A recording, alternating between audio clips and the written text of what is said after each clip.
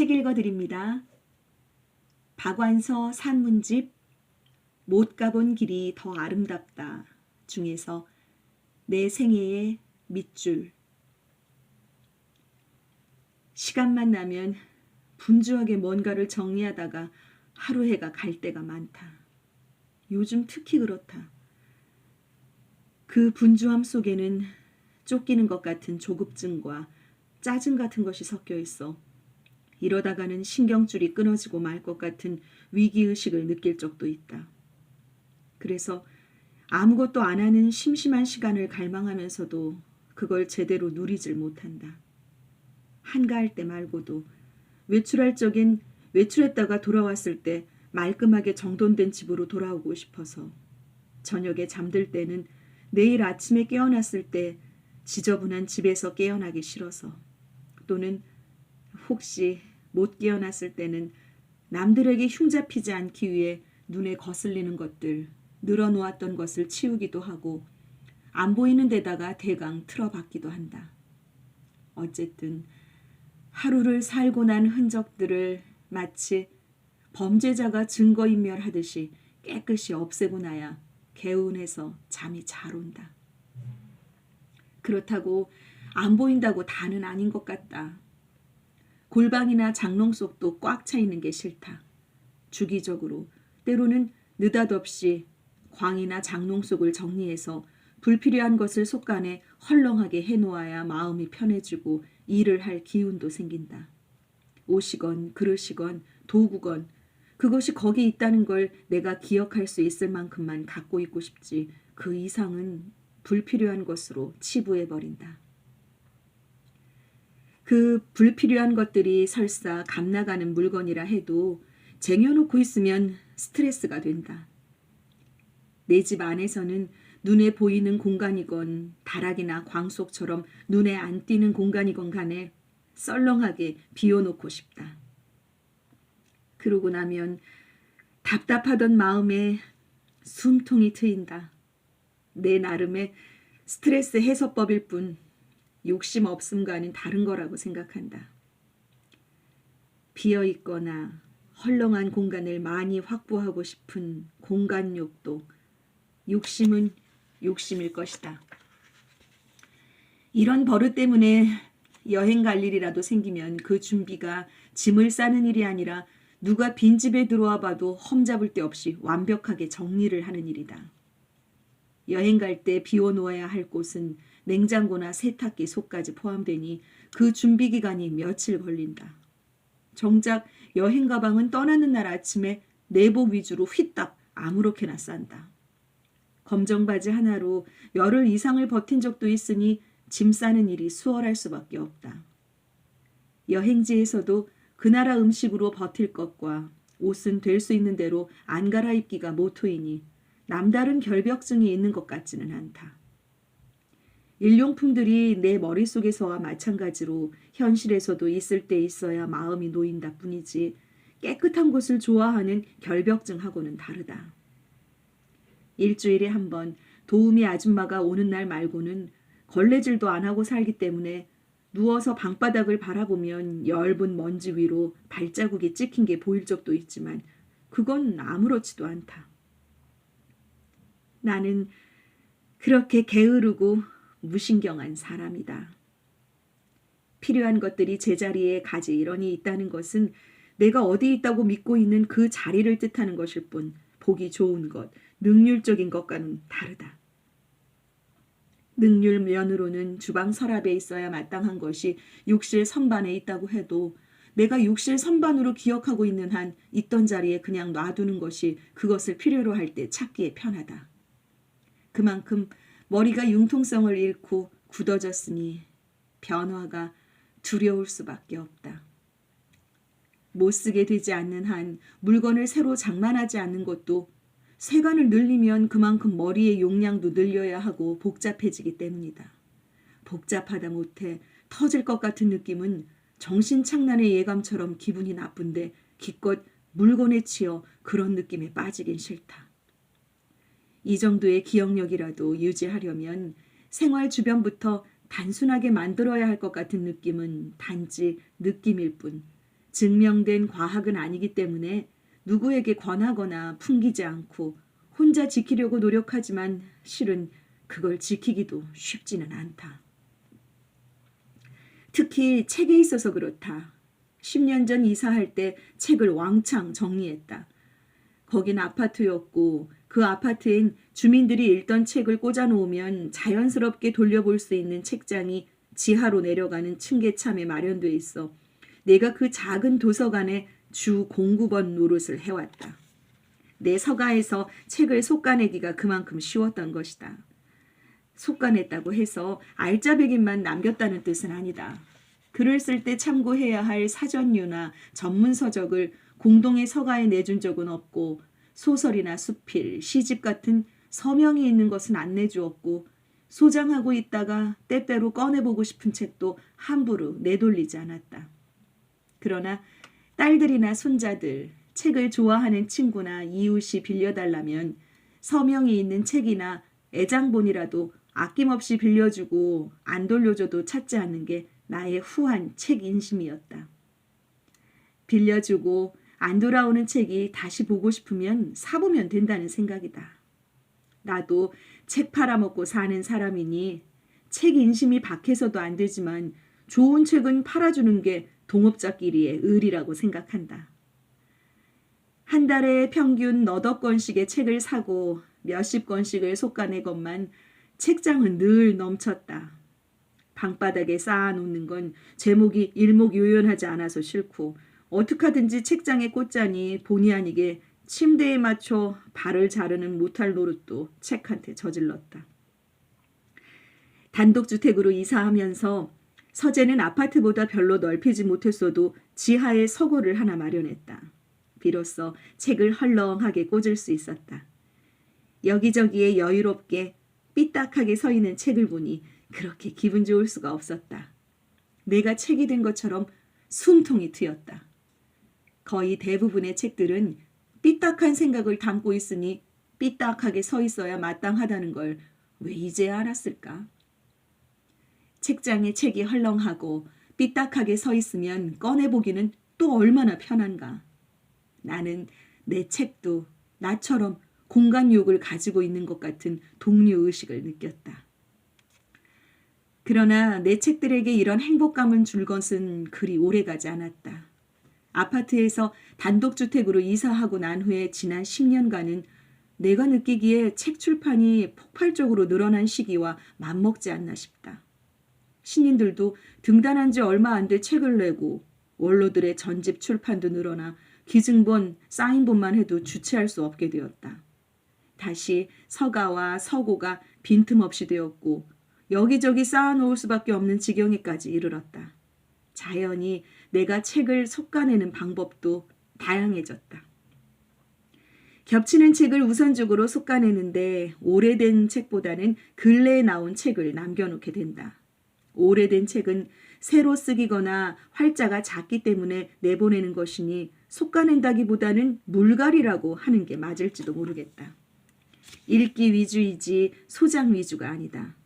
옛날 책을 오래 소장하고 있으면 그 중에는 희귀본도 있을 법하지만 내가 갖고 있는 옛날 책은 거의 다 일본 책이고 그 정도의 일본 책은 일본 고서점가에 세고 센 걸 봤다.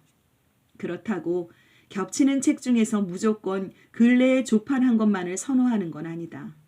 제목만 보고도 처음 읽었을 때의 행복감이나 감동이 젊은 날 그랬던 것처럼 가슴을 설레게 하는 책은 못 버린다. 책으로 젊은 피를 수혈할 수도 있다고 믿는 한 나는 늙지 않을 것이다. 나로서는 책을 대접하는 데 최선을 다한다고 믿고 있지만 워낙 쏟아져 나오는 출판물의 양이 많다 보니 단지 서가를 헐렁하게 유지하는 것만도 이렇게 힘에 부쳐서야 절로 한탄을 하게 된다. 그럴 때는 나도 모르게 책에 대한 대접이 난폭해져서 동업자들한테 미안해할 적이 많다.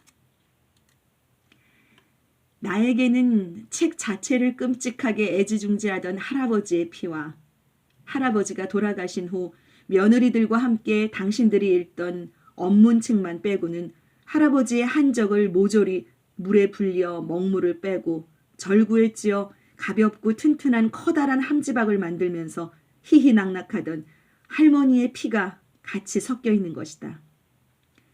참고로 말하자면 그건 그때 우리 집안 여인들이 특별히 난폭하거나 독창적이어서 책으로 그릇을 만들 생각을 한 것은 아니고 일제가 농촌의 녹그릇을 모조리 빼앗아가 그릇이 귀해졌을 때 한지를 불려서 묽게 쓴 풀과 함께 찧어서 그릇을 만드는 게 우리 고장에서 크게 유행했었다. 그렇게 만든 그릇은 가볍고 단단해서 마른 곡식을 저장하는 데 유용했다. 치자물을 들이고 콩기름을 발라 서로 아름다움을 다투기도 했다. 다들 작은 그릇밖에 못 만들었는데 우리 집은 한서가 많아 큰 함지박을 만들 수 있는 걸 할머니는 몹시 흐뭇해하셨다.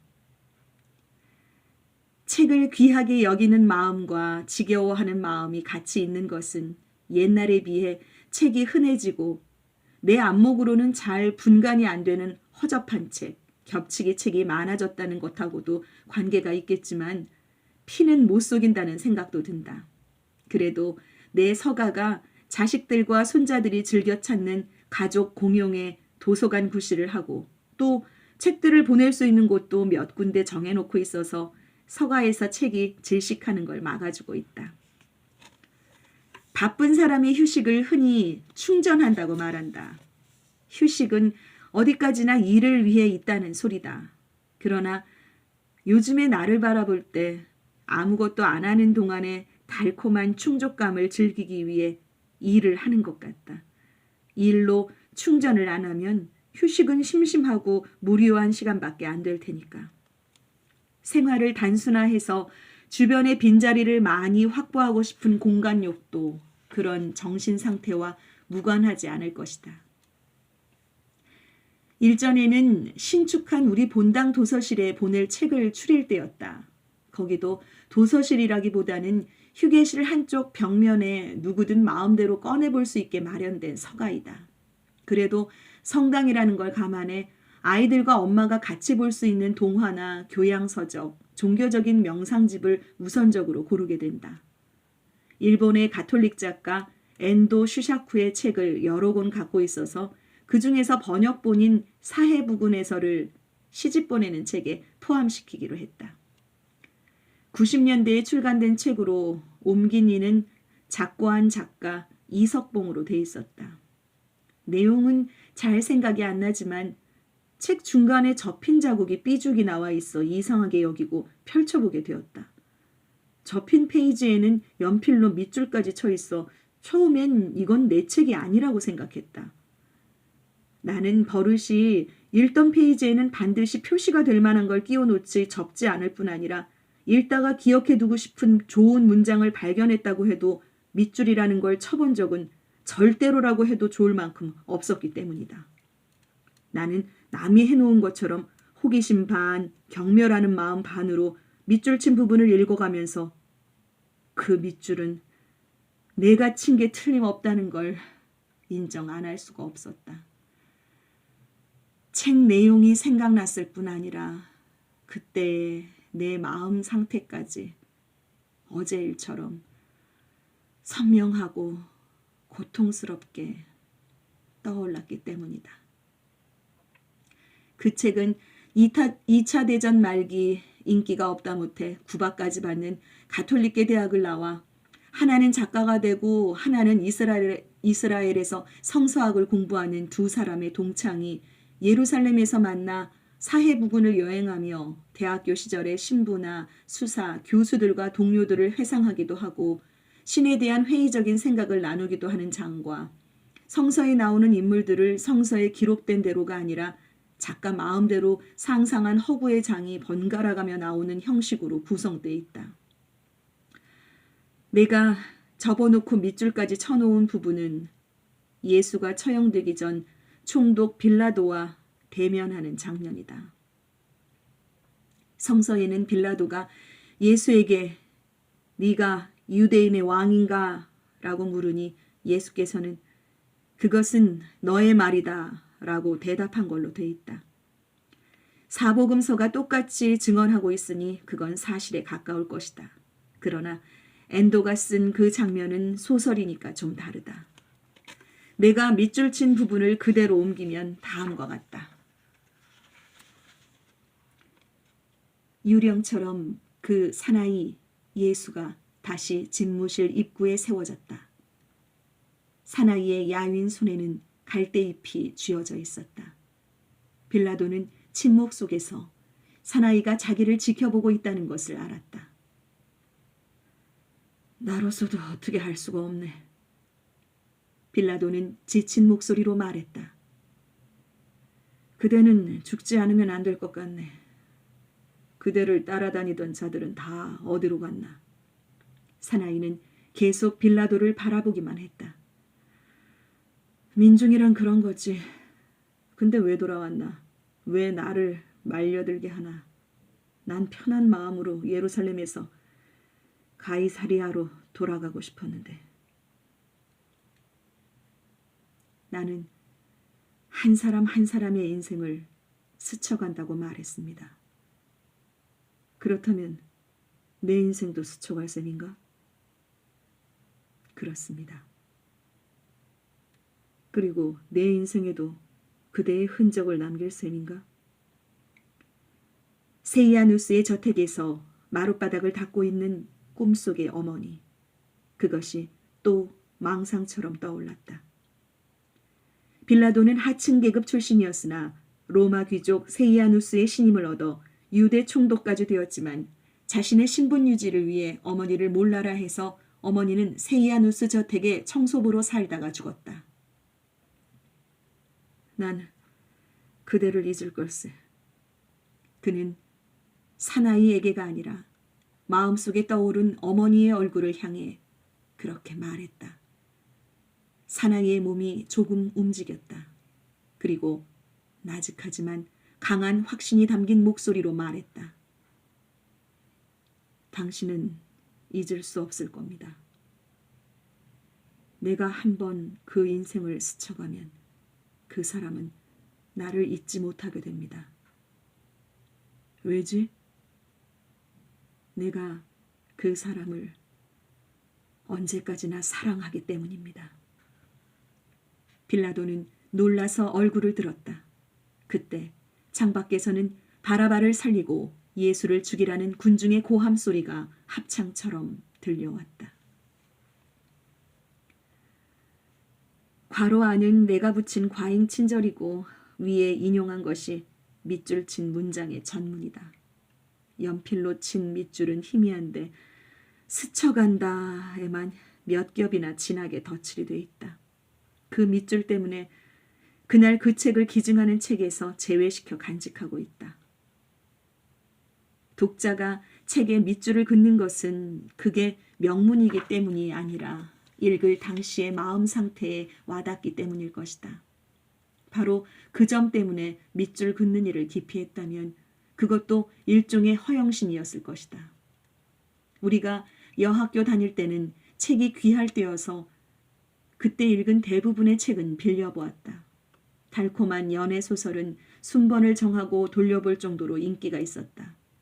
남들이 보던 책이니까 특히 세계 명작으로 알려진 책에서는 밑줄이 그어진 문장을 발견하는 수가 드물지 않았다. 남의 밑줄을 보는 게 당시 건방기 많은 소녀에게는 은밀한 쾌감이 되지 않았나 싶다. 겨우 요 정도의 문장이 뭐가 좋다고 밑줄식이나 유치하긴 하는 우월감까지 먼저 읽은 동무들에게 느꼈을 것 같다. 그런 나는 얼마나 겁쟁이인가. 남이 나를 그렇게 경멸할지도 모른다는 생각 때문에 밑줄 같은 건 절대로 안 칠 것 따위나 신조로 삼았으니. 밑줄 친 그 책의 출판 연도를 보면서 역시나 하고 내 생애에서 가장 힘들었던 시기를 떠올렸다. 심한 불면증과 곧 죽을 것 같기도 하고 죽고 싶기도 한 고통과 그걸 아무도 눈치채게 해서는 안 된다는 잘난 척 때문에 심신이 마모돼 갈 때였다. 그래도 그때가 가장 살고 싶어한 때가 아니었나 싶기도 하다. 그때 열심히 매달린 게 하느님이었으니까 그 전에 갖게 된 신앙 때문에 그런 극한 상황에 매달릴 때가 있다는 게 그나마 다행이었으나 아무리 매달려도 잡히지 않는 게 하느님이었다.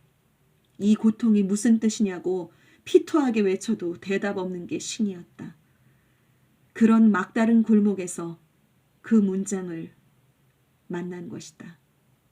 그건 아마도 작가가 심혈을 기울여 심오한 뜻을 담아낸 명문어사여서가 아니라 검부락지라도 잡고 싶은 내 절박한 심정과 맞아떨어졌기 때문일 것이다. 그 밑줄 친 문장이 당장 고통을 벗어나게 해주었다는 얘기는 아니다. 지금 난 보통 노인과 다름없이 내 건강이나 우선적으로 챙기며 내 속으로 낳은 자식들과 그들이 짝을 만나 새롭게 만든 가족들의 기쁜 일을 반기고 어려움을 나누며 정상적으로 평범하게 살고 있다. 이렇게 되기까지 소리 없이 나를 스쳐간 건 시간이었다. 시간이 나를 치유해 줬다. 그렇다면 시간이야말로 신이 아니었을까? 앞으로 몇 년이나 더 글을 쓸 수 있을지는 모르지만 작가로서의 나의 새로운 다짐이 있다면 남의 책의 밑줄을 절대로 안 치는 버릇부터 고쳐볼 생각이다. 내 정신 상태 내지는 지적 수준을 남이 넘겨짚을까봐 전전긍긍하는 것도 일종의 잘난 척, 치사한 허영심, 더 정확하게 말하면 자폐증이라고 생각되자 그런 내가 정 떨어진다. 자신이 싫어하는 나를 누가 좋아해 주겠는가? 나를 스쳐간 시간 속에 치유의 효능도 있었던 것은 많은 사람들의 사랑이 있었기 때문일 것이다. 신이 나를 속가눌 때까지는 이승에서 사랑받고 싶고 필요한 사람이고 싶고 좋은 글도 쓰고 싶으니 계속해서 정신의 탄력만은 유지하고 싶다. 그나저나 시간은 왜 이렇게 빨리 가지? 고통의 기억뿐 아니라 기쁨의 기억까지 신속하게 지우면서 나 좀 살려줘 비명을 지르며 뛰어내리고 싶게 시간은 잘도 가는구나.